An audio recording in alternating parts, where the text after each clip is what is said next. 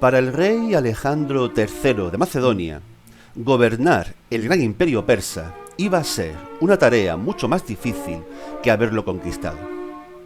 Sus últimos años estarían llenos de infortunios y frustraciones, desde la pérdida de grandes amigos hasta la falta de apoyo por parte de sus hombres en sus proyectos. A pesar de su corta vida, la importancia de la huella dejada por el rey macedonio en la historia es innegable. A sopesar todo esto, dedicaremos el presente vídeo. Te doy la bienvenida al vertedero de Kratos.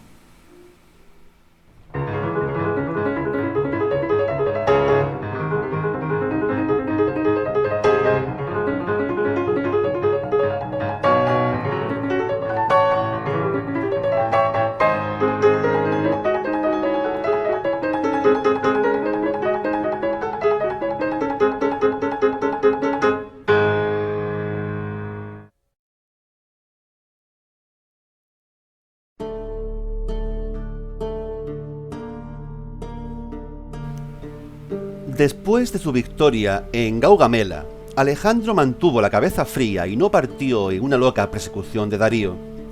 Invadió metódicamente el centro del imperio, ocupando las grandes ciudades de Babilonia y Susa, consolidando el control del territorio y asegurando las líneas de suministro. Darío primero se retiró a la ciudad de Ecbatana y más tarde a Hircania, provincia situada al sur del mar Caspio, y de allí hacia Bactria, región al pie de la cordillera del Hindu Kush, en el confín más oriental del imperio. Un grupo de nobles persas, liderado por el sátrapa Besos, apresó a Darío para usarlo como baza para llegar a un pacto con Alejandro y salvaguardar la independencia de las provincias orientales. Pero pronto quedó claro que Alejandro no aceptaría ese arreglo, de modo que Besos eliminó a Darío y se proclamó rey y aprestó la defensa de las provincias orientales. Se ha vendido mucho la novelesca imagen de Alejandro llorando por la muerte de Darío y jurando vengar semejante acto de traición. Pero lo cierto es que solo fue a por Besos cuando éste se proclamó rey. Tener cautivo a Darío habría sido un problema para Alejandro. Besos, en verdad, le hizo el trabajo sucio, pero selló su destino al proclamarse rey, confiado en la presunta invulnerabilidad de los baluartes en las montañas. Alejandro le sacó pronto de su error. Atravesó las montañas al frente de sus tropas incansablemente, ocupó Bactra y finalmente le dio caza, dándole el fin que la justicia persa reservaba a los regicidas. Le hizo cortar nariz y orejas, crucificarlo y finalmente acribillarlo a flechazos. De este modo Alejandro quedaba como dueño y señor del gigantesco imperio persa, y se hizo proclamar gran rey.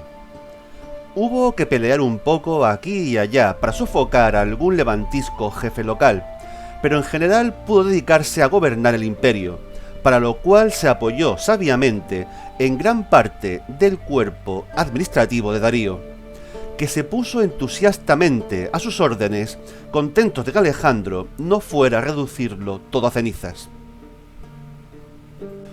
Esto no fue del agrado de gran parte de sus oficiales macedonios, que vieron con malos ojos que Alejandro se llevara tan bien con aquellos bárbaros orientales. Tenía gracia que los aristócratas macedonios, considerados casi bárbaros por los griegos, consideraran bárbaros a los persas, bastante más refinados y sofisticados que ellos. Sin duda alguna, la estupidez del chauvinismo y la xenofobia no conoce épocas ni fronteras. Cualquiera se habría contentado con aquello. ¿Qué digo? Cualquiera se habría contentado con gobernar tranquilo y en paz en Macedonia, pero Alejandro no era cualquiera. Anidaba en su alma un deseo insaciable de conquistar más y más. Dirigió una expedición al Valle del Indo, y allí hubo de enfrentarse a las fuerzas del rey Poros, al que derrotó no sin dificultad y dejó como gobernante vasallo, sin ocupar su reino, en virtud al gran valor que demostró en batalla. Pero como Alejandro quisiera continuar marcha hacia el este, hacia reinos más allá de la cuenca del Indo, sus hombres dijeron basta. Los macedonios llevaban 8 años de campañas casi continuas y se habían alejado más de 5.000 kilómetros de su país. Habían conquistado para su rey el mayor imperio conocido, pero el dichoso Alejandro quería más. Pues no iba a ser. Se negaron a continuar y ni las muestras de rabia y dolor más extremas del rey consiguieron convencerles. Fue un motín, incruento, pero motín. A Alejandro no le quedó más remedio que resignarse, pero perder de aquella manera el apoyo de su siempre fiel ejército le destrozó. No sería su última decepción. Alejandro creía firmemente en el poder del mestizaje para formar una nueva generación que aunase lo bueno de Oriente y de Occidente, y de hecho promovió las bodas masivas entre macedonios y mujeres locales, pero pocas de estas uniones llegaron a fructificar, y en general la tropa desaprobaba el gusto del rey por todo lo persa, y su decisión de incluir persas en las unidades militares macedonias. Este gusto por lo persa de Alejandro y el rechazo de sus hombres fue el origen de uno de los episodios más tristes de la vida del rey macedonio. Alejandro en su corte adoptó muchas costumbres persas, entre ellas la de que los cortesanos se postraran ante él, algo ajeno por completo a la costumbre macedonia. Cuentan que su oficial, Clito, que salvara su vida en el río Gránico, le recriminó tal práctica, diciéndole que toda su gloria la debía a su padre, Filipo. Estalló una violenta discusión, en mitad de la cual Alejandro arrebató la lanza a un guardia y traspasó con ella a Clito. Enloqueció de culpa y dolor durante días e incluso intentó el suicidio. Otro golpe terrible fue la muerte por enfermedad de su amigo más querido, Hefestión, al que dio un funeral digno de un héroe homérico.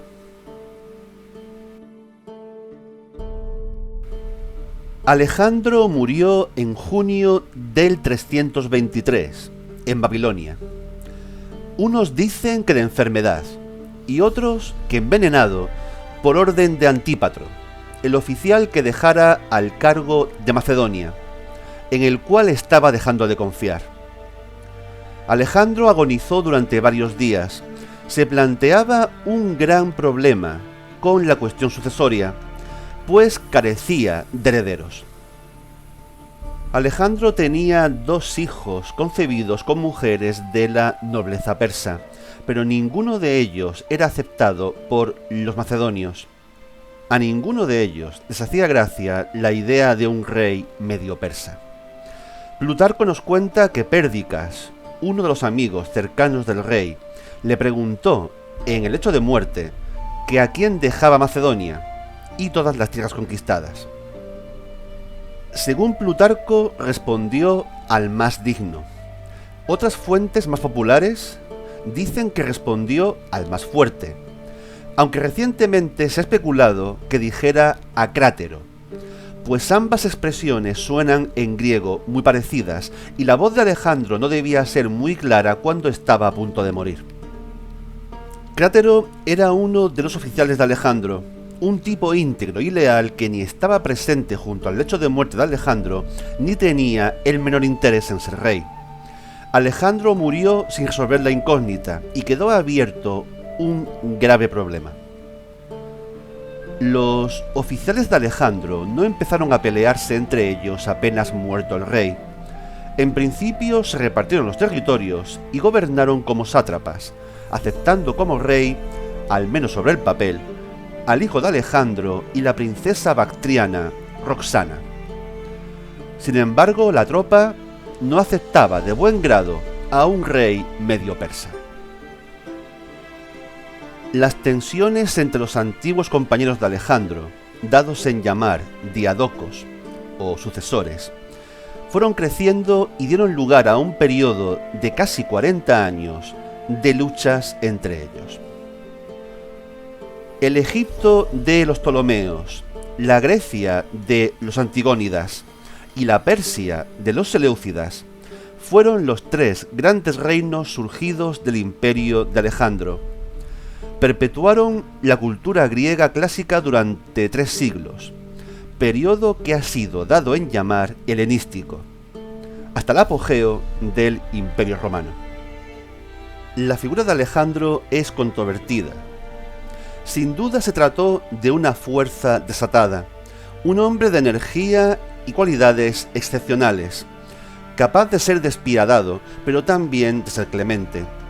Era respetuoso con las culturas con las que tuvo contacto, demasiado, en opinión de sus camaradas, y esto en la época ya es mucho decir. Su proyecto fue crear una nación grande y poderosa, política, militar y culturalmente, fundiendo étnicamente a greco-macedonios y persas. Era desde luego un proyecto inmenso y no bien acogido por la vieja guardia de macedonios que se habían endurecido al servicio de su padre, Filipo. No debía ser una persona fácil de tratar, debido sobre todo a sus altibajos emocionales. Fácil tanto para la cólera como para la melancolía. Solo los más íntimos llegarían a superar sus defensas, como su querido Hefestión, amigo desde la infancia, de quien se dice que también fue su amante. Mucho se ha hablado y escrito acerca de la sexualidad de Alejandro, como si fuera algo insólito que un conquistador de tal calibre pudiese gustar del sexo con otros hombres. Según se dice, no solo habría tenido por amante a Hefestión, sino también al eunuco persa Bagoas, además de a mujeres. El mismo Filipo, padre de Alejandro, también tuvo amantes masculinos, aparte de ser un fogoso buscador de mujeres. No es que fuese algo raro en la época. Las relaciones homosexuales entre un hombre maduro y un joven eran parte de la cultura griega, pero no pocas veces las relaciones se salían de este modelo. Sea como fuere, la presunta homosexualidad, o más bien bisexualidad de Alejandro, resulta un simple detalle dentro de su gran historia. Como tantas veces podemos caer en el error de juzgar a Alejandro desde la óptica de nuestra época. Era un conquistador, un guerrero que parecía creerse tocado por los dioses y con derecho a someter a otros bajo su dominio. Es cierto, hay quien ha llegado incluso a atribuirle la sociopatía de Hitler. Pero era un conquistador que quería dejar algo tras de sí. Una tierra que no se desangrara en continuas luchas internas, como lo había hecho Grecia. En general, respetó a los vencidos, y siempre que no le dominase la ira, se mostró clemente. Es más de lo que la mayor parte de conquistadores puede decir en su defensa. ¿Un ego desmedido? ¿O un simple chico que quería ser el más grande para hacer olvidar que solo era medio macedonio? La conducta de Alejandro era desaforada. Se entusiasmaba, se enfurecía, era generoso e implacable con la misma prodigalidad. ¿Quién logró ver en el fondo de su alma? Quizás solo Hefestión, pero no dejó nada escrito sobre ello. Yo no voy a caer en la falta de ensalzar la figura de Alejandro como adalid de la cultura europea frente a la presunta barbarie oriental, tesis típicamente racista. Pero también me guardaré de juzgarlo y suscribiré las palabras de Flavio Arriano, autor de la Anábasis de Alejandro. cualquiera que hable mal de Alejandro, que lo haga contando no solo las cosas censurables que hizo, sino que junte todo lo que Alejandro llevó a cabo y vea así el conjunto. Que considere ese tal quién es él mismo y cuál es su suerte. Y frente a eso, que calcule quién llegó a ser Alejandro y hasta qué grado de humana felicidad llegó.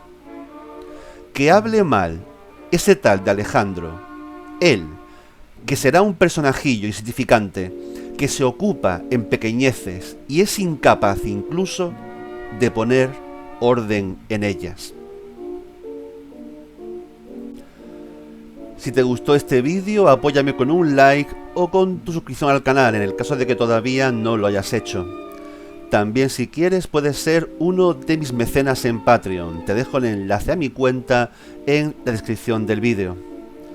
Pero ya sabes, comenta, sobre todo comenta. Sigamos hablando de historia. Cuídate.